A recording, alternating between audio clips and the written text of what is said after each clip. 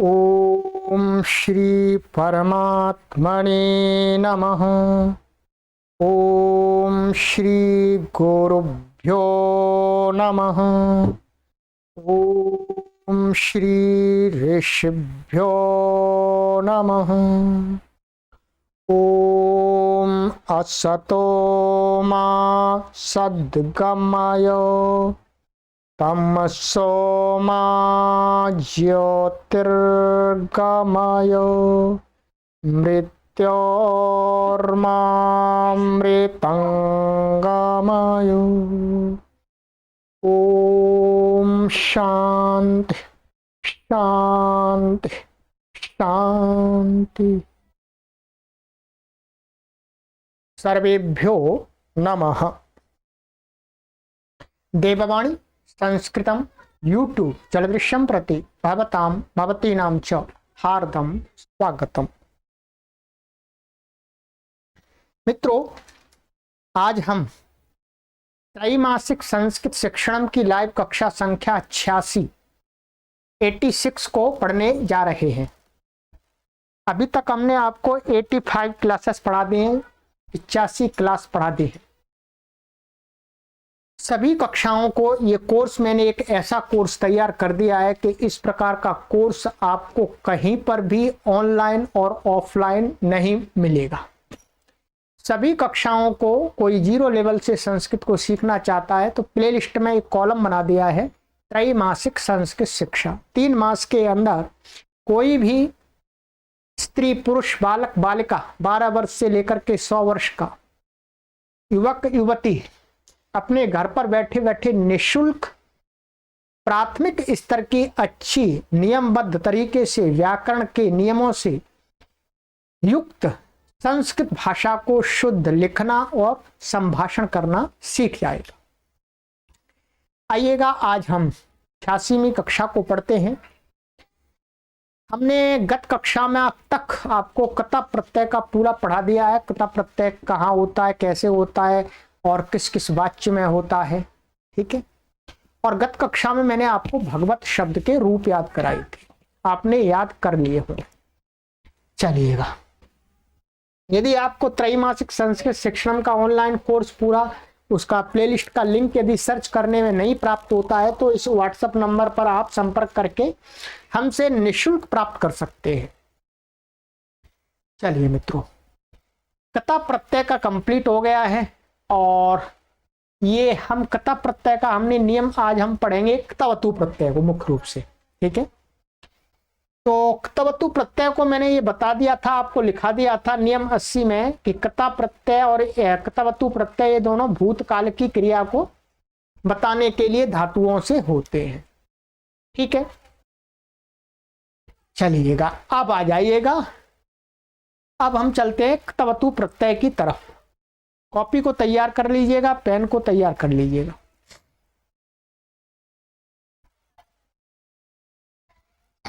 चलिए लिखिए, इसी 80 में नियम के अंदर हमने ख तक लिख लिया था, उसी में ग विभाग कर लीजिए। ग का एक कॉलम बना लीजिएगा। ग नंबर लिखिए, क्तवतु कोष्ठक में लिख लीजिएगा तवत प्रत्यय भूतकाल में होता है।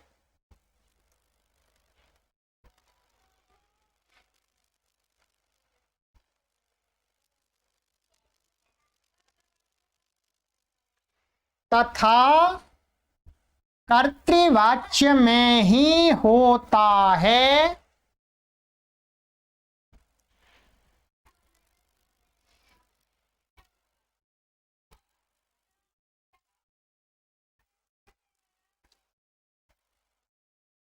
चाहे धातु सकर्मक हो या अकर्मक।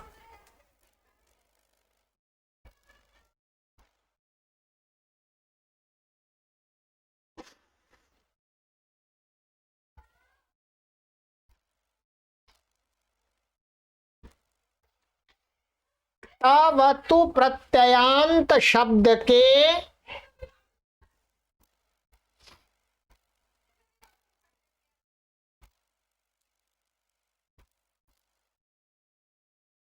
लिंग, विभक्ति एवं वचन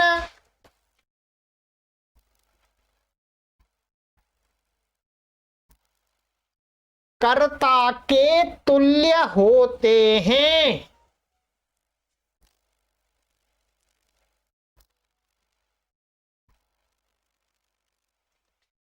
तथा कर्ता में प्रथमा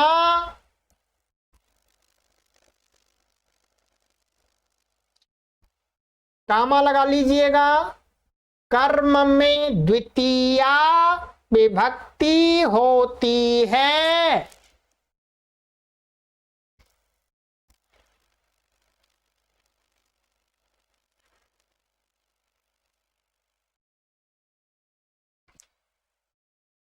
चलिएगा, इसको समझ लीजिएगा। पहले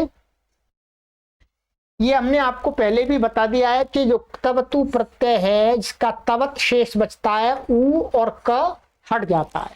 ठीक है, ये भूतकाल की क्रिया को बताने के लिए होता है। ठीक है,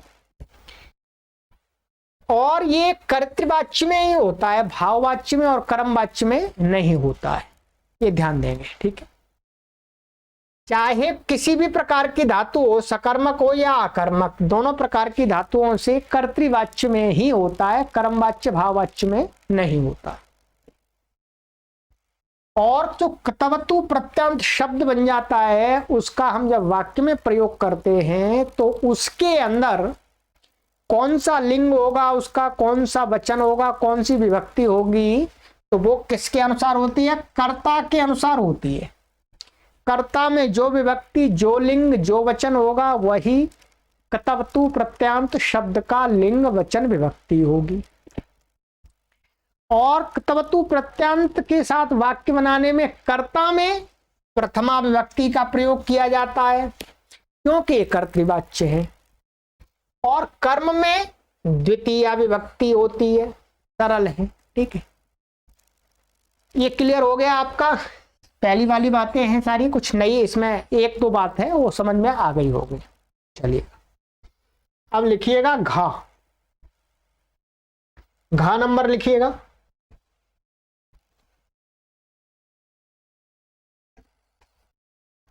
धातु से तवतु प्रत्यय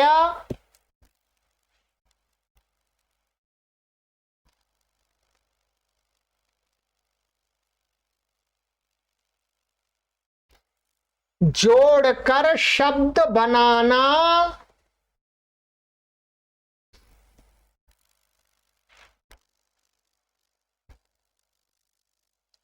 अतीव सुगम होता है।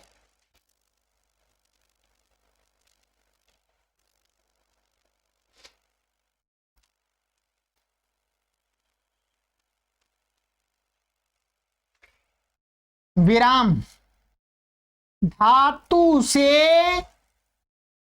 ये ऊपर लिखा, धातु से क्ता प्रत्यय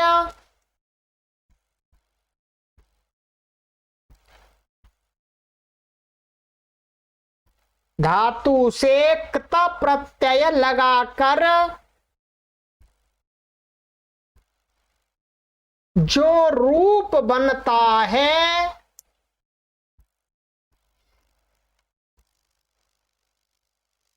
उसी के पीछे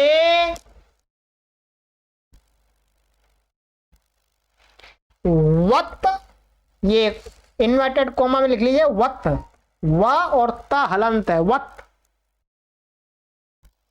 जोड़ देने से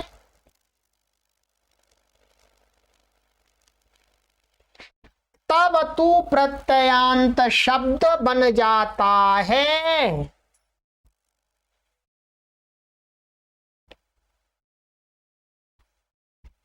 लो जी, किसी भी धातु से इसका शब्द बनाना बहुत सरल है। ठीक है, कैसे सरल है? क्ता प्रत्यांत के तो मैंने आपको लिखाई दिए, बहुत सारे हमने आपको लिखा दिए हैं। क्ता प्रत्यांत क्या है? बहुत सारी धातुओं से। यदि उन्हीं धातुओं से यदि आपको क्तवतु प्रत्यय का बनाना हो तो क्या करना है? जो क्ता प्रत्यांत शब्द है उसके पीछे क्या कर देना है? वत जोड़ देना है, बस। यही लिखा है, धातु से क्तवतु प्रत्यय जोड़कर शब्द बनाना अति सुगम है, सरल है, कुछ नहीं करना आपको। धातु से क्ता प्रत्यांत लगाकर जो रूप बनता है उसी के पीछे उसी में वत जोड़ दीजिएगा। वत जोड़ देने से क्तवतु प्रत्यांत शब्द बन जाता है। ठीक है, क्तवतु प्रत्यांत शब्द बन जाता है मित्रों।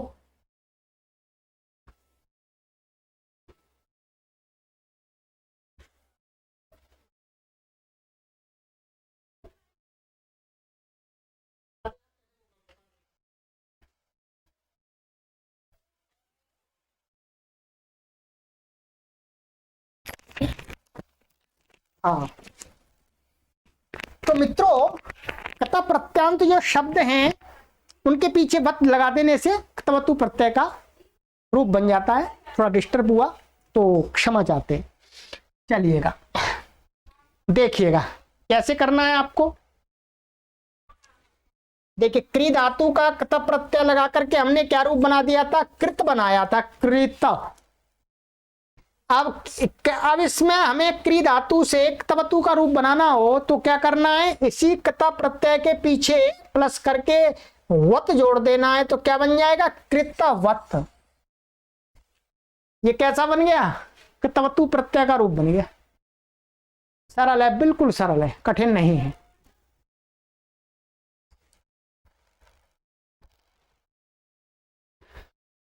गम और कता, तो अब यहां पर क्या हो गया? गाता, एकता प्रत्यांत बन गया, इसमें वत जोड़ दिया, गाता वत।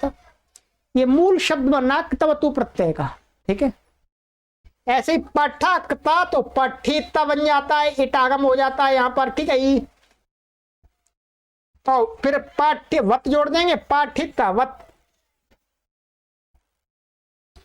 इसी प्रकार से हस धातु से कता का हास्यता और क्तवतु में बनाना है तो वत जोड़ दीजिएगा, हास्यता वत। ये बन गया। ठीक है, हास्यता वत बिल्कुल सरल उपाय है। जितनी भी धातुओं के मैंने आपको यहां लिखाए थे,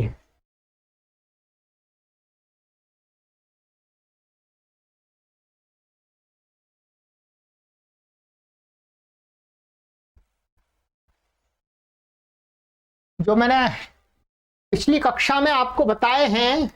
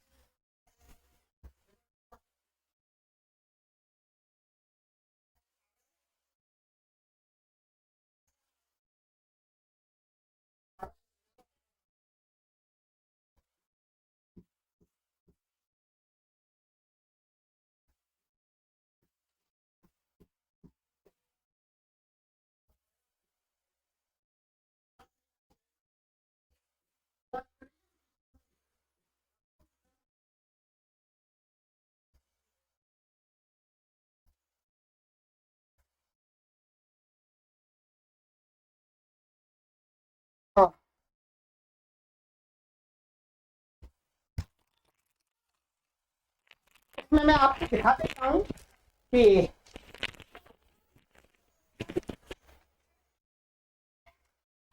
मैंने जो आपको यहां पर इंडेक्स बताया था, ये एकता प्रत्यांत शब्द के आपको जो भी मैंने आपको ये लिखाए थे, ये बहुत सारे लिखाए थे धातुओं के, इन सभी में आपको क्या करना है? क्तवतु प्रत्यय का रूप बनाने के लिए सबके पीछे ये विसर्ग हटा करके यहां वत जोड़ते जाना है, बस।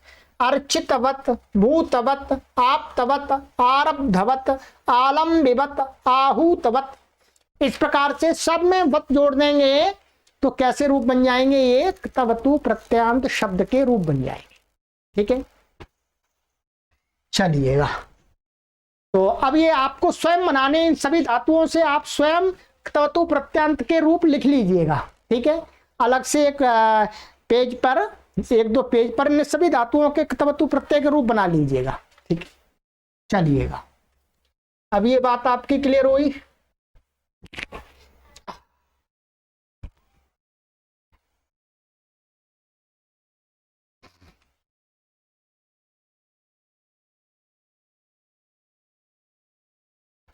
अब आइएगा, अब लिखिएगा ङ नंबर। इतनी बात आपको समझ में आ गई होगी। अब आ जाए ङ नंबर, ङ ङ ख ङ ङ। ठीक है,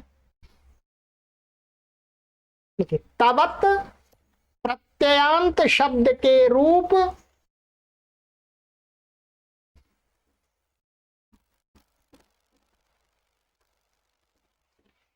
पुल्लिंग में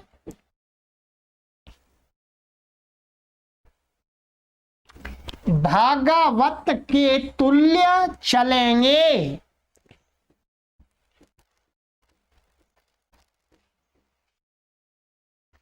स्त्रीलिंग में ई जोड़कर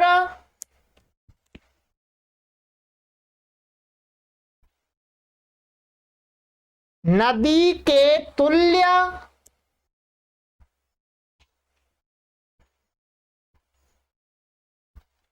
और नपुंसक लिंग में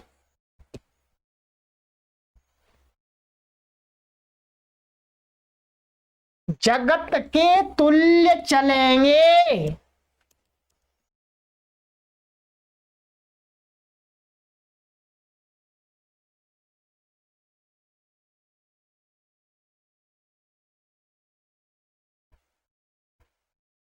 ठीक है, अब इसको समझ लीजिएगा।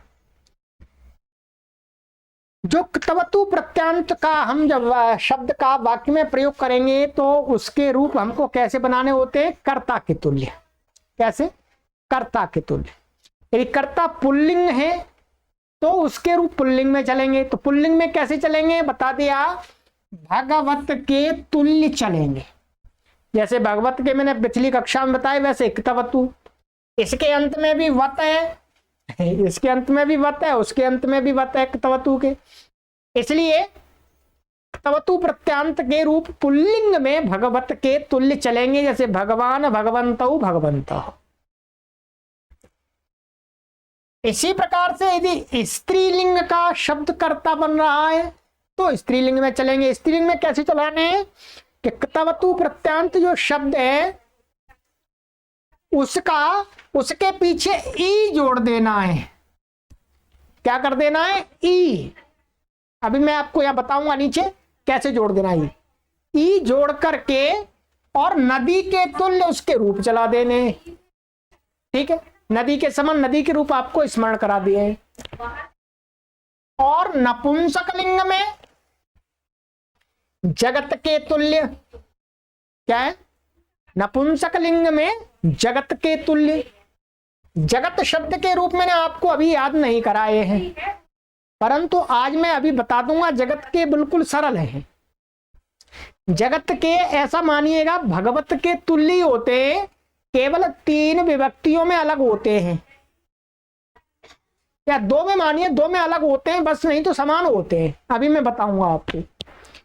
तो यदि कर्ता माने कर्तावाची शब्द नपुंसक लिंग है तो क्तवतु प्रत्ययान्त शब्द का नपुंसक लिंग में कैसे रूप चलेगा? बोलो, जगत के तुल्य। ठीक है, आ जाइएगा। अब मैं आपको थोड़ा उदाहरण देता हूं, देखिएगा। एक शब्द ले लिया मैंने आपका गत्तावत। क्या ले लिया? गत्तावत। गत्तावत ले लिया मैंने। अब इसका पुल्लिंग में रूप कैसे चलेगा? भगवत के समान।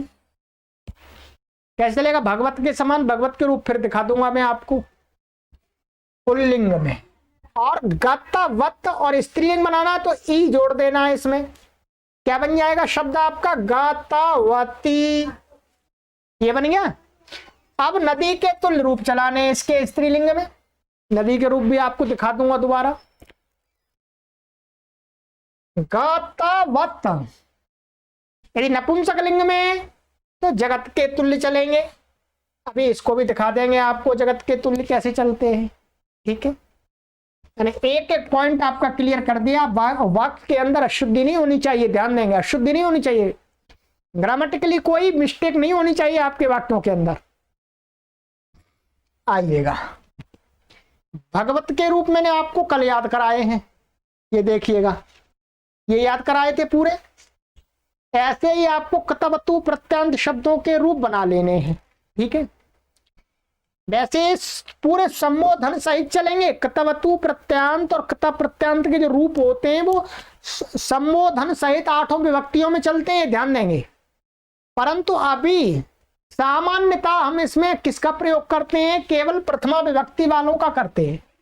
क्या, प्रथमा विभक्ति वाले रूपों का अधिक प्रयोग होता है। मानिएगा 99%, मानिएगा आप 99% क्या है, प्रथमा विभक्ति के रूपों का ही प्रयोग होता है, जो कतवतु प्रत्यांत और कत प्रत्यांत शब्दों का।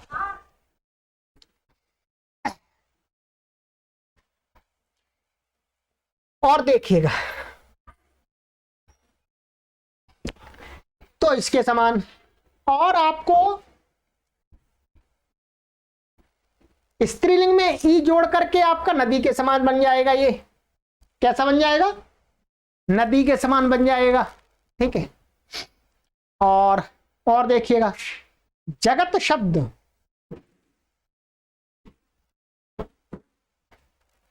जगत शब्द का क्या करना है आपको, जगत शब्द का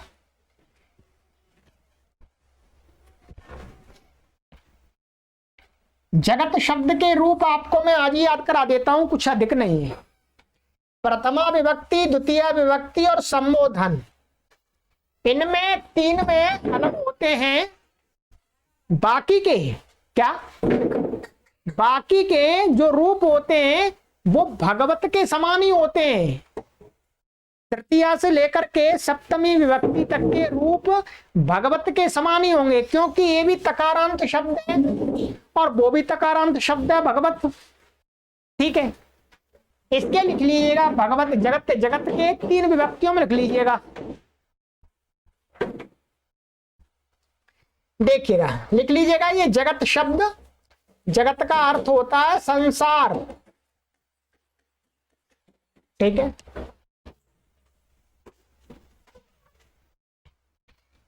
एक वचन में, द्विवचन में, बहुवचन में, ये प्रथमा विभक्ति, द्वितीय विभक्ति और ये संबोधन, बस इनमें अलग होता है और बाकी का समान होता है।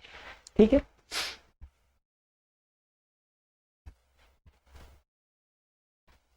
देखिएगा, लिखिए, जगत, जगत ये तकारांत है, तांत में हलंत है, ये जगत, जागती दी गई, जागती,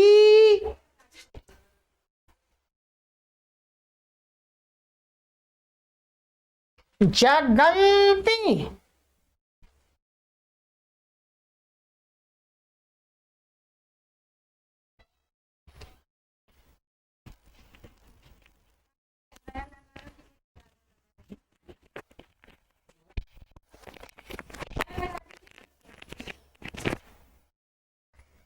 और द्वितीय विभक्ति में ऐसा ही रूप बनता है बिल्कुल, जगत, जगती, जगंती। ठीक है, एक समान रूप बनता है इसका। संबोधन में हे जगत, केवल ये एक वचन में अलग होता है, हे जगत तकारांत, और फिर हे जगती, हे जगंती, ये समान ही है। इसका मतलब क्या करना है आपको, केवल 4 रूप याद करने हैं बस, 1, 2, 3 और 4, बाकी के समान ही तो सारे समान है। और बाकी के सारे रूप क्या है, शेष भगवत तुल्य, तृतीय विभक्ति से सप्तमी विभक्ति तक भगवत के समान इसके रूप चलेंगे। अब कर्तव्यतु प्रत्यांत शब्द का जो हमें प्रयोग करना है, मुख्य रूप से अभी हमें प्रथमा विभक्ति का करना है, बाकी का भी करेंगे आगे, पर अभी प्रथमा विभक्ति का प्राथमिक स्तर की संस्कृत में प्रथमा विभक्ति का ही प्रयोग दिखाते हैं। ठीक है, जैसे अब जगत, तो उसका भी जैसे पठितवत, गतवत, गतवती, गतवंती, यहां गलती नहीं करेंगे। द्विवचन में दीर्घ ई होता है और बहुवचन में ह्रस्व ई होता है, ये ध्यान रखेंगे। ठीक है, चलिएगा, ये कार्य आपको मैं देता हूं आज। ठीक है, मैं आपको थोड़ा सा आज मैं आपको थोड़ा सा इतना कम कार्य दूंगा मित्रों, ध्यान दीजिएगा। एक तो आपको क्या करना है, जगत शब्द के भगवत के समान मिलाकर के पूरे रूप लिख लीजिएगा। ठीक है, और आपको गृहकार में दे रहा हूं जो क्तवतु प्रत्यांत शब्द हैं, जो मैंने गत कक्षा में जो क्त प्रत्यांत शब्द दिए बना करके, उन सभी के आपको क्या बनाना है, क्तवतु प्रत्यय के रूप बनाने हैं। ठीक है, ये ध्यान देंगे, बस इतना कार्य कर दूंगा आपको, ये कार्य काफी हो जाएगा आपका इस कक्षा में। ये देखिएगा, इन सभी धातुओं का आपको क्या करना है, वत वत जोड़ करके रूप बनाना है बस। बाकी का आज में हम आगे आपको उदाहरण बहुत सारे मैं बताऊंगा अगली कक्षा में, तो उनको देखेंगे। ठीक है, ये आपका होमवर्क हो गया, तो इस होमवर्क को कीजिएगा, फिर मैं आगे की कक्षा में आपसे मिलता हूं मित्रों। ये कक्षा छोटी नहीं है, ये कक्षा काफी बड़ी है, परंतु आपको इसका अभ्यास करना होगा। ठीक है, मैंने आपको उदाहरण देकर के समझा दिया है पूरा। ठीक है, उदाहरणों में घटा करके अगली कक्षा में बताऊंगा। ठीक है, तो तैयारी कीजिएगा इसका, और भगवत शब्द के रूप याद नहीं किए हैं तो किए हैं तो उनको जरूर याद कीजिएगा। ठीक है, चलिएगा, सर्वेभ्यो नमः।